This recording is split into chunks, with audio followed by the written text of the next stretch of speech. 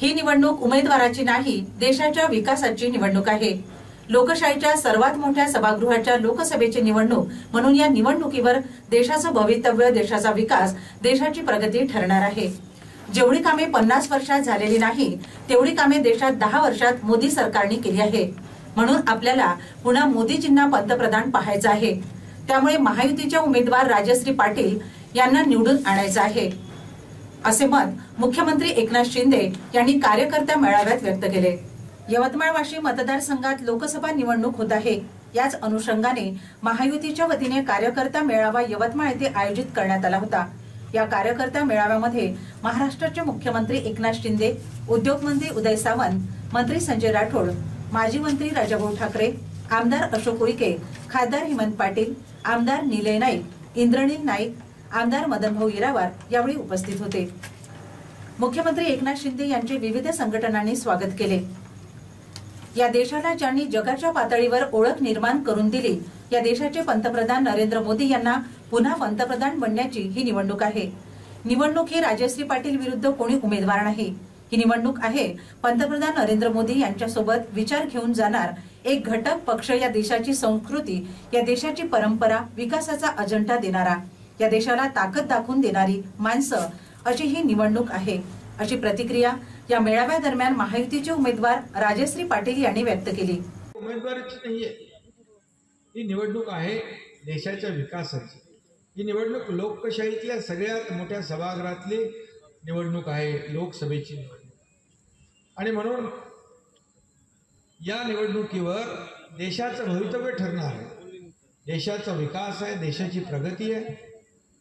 आणि गेल्या 10 वर्षामध्ये या देशाचे आदरणीय प्रधानमंत्री नरेंद्र मोदीजींनी जे काम केलेलं आहे, मी काही असं कुणावर टीका टिप्पणी करण्याचा माझा स्वभाव नाही, परंतु मी आपल्याला तुलनात्मक या ठिकाणी सांगू इच्छितो, कारण मी सर्व आकडेवारी या ठिकाणी पाहिली, सगळी कामं पाहिली। गेल्या 10 वर्षामध्ये आदरणीय मोदी साहेबांच्या नेतृत्वाखाली देशामध्ये गेल्या 50-60 वर्षामध्ये जेवढी कामं झाली नाही त्यापेक्षा दुप्पट कामं या गेल्या 10 वर्षामध्ये झालेली आहे। हे आपल्या देशाचं भवितव्य आहे, हे खरं म्हणजे या देशाचा अभिमान आहे। आज आपण पाहतोय की या देशाला जगभरामध्ये जो काही नावलौकिक मिळाला आहे, आज जगात कुठेही आपण गेलो तर आपल्या भारत देशाचं नाव अभिमानाने घेतात। आज आपल्या देशाचं नाव पूर्ण जगभरामध्ये रोशन करण्याचं काम आदरणीय मोदीजींनी केलं। हे असंच होत नाही, त्याला आपल्याला त्याग करावा लागतो, त्यांना मदत करावी लागते। जेव्हा जेव्हा इतर देश संकटात येतात, कोविडचं उदाहरण घ्या, कोविडमध्ये आपल्या प्रधानमंत्री महोदयांनी आपल्या देशातलं जे पाहिजे, वॅक्सिन पाहिजे, औषधं पाहिजे, जे काही पाहिजे ते दिलं।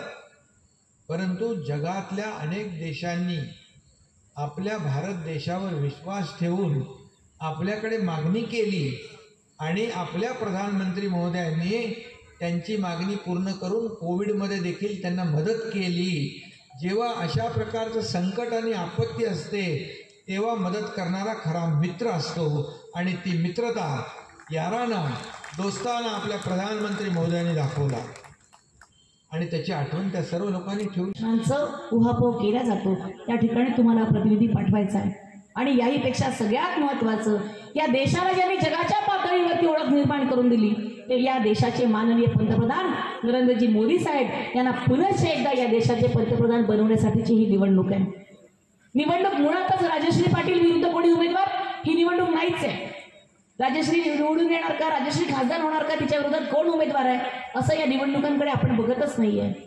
तर ही निवडणूक आहे माननीय पंतप्रधान नरेंद्रजी मोदी साहेब, त्यांच्यासोबत चालणारा एक विचार घेऊन जाणारी ही सगळी घटक पक्ष, या देशाला चेहरा देणारा, या देशाच्या विकासाचा अजेंडा नेणारा, या देशाची संस्कृती, या देशाची परंपरा, या देशाची ताकद अख्ख्या जगाला दाखवून देणारी ही सगळी माणसं, आणि त्याच्या विरुद्ध कुठलाही विचार नाही, कुठलाही चेहरा नाही, कुठलाही विकासाचा अजेंडा नाही, देशाबद्दल कुठलाही अभिमान नाही, असा निरुत्साही असलेले पक्षातली मंडळी, सैरभैर झालेले लोक, अशी ही निवडणूक आहे बांधवांनो।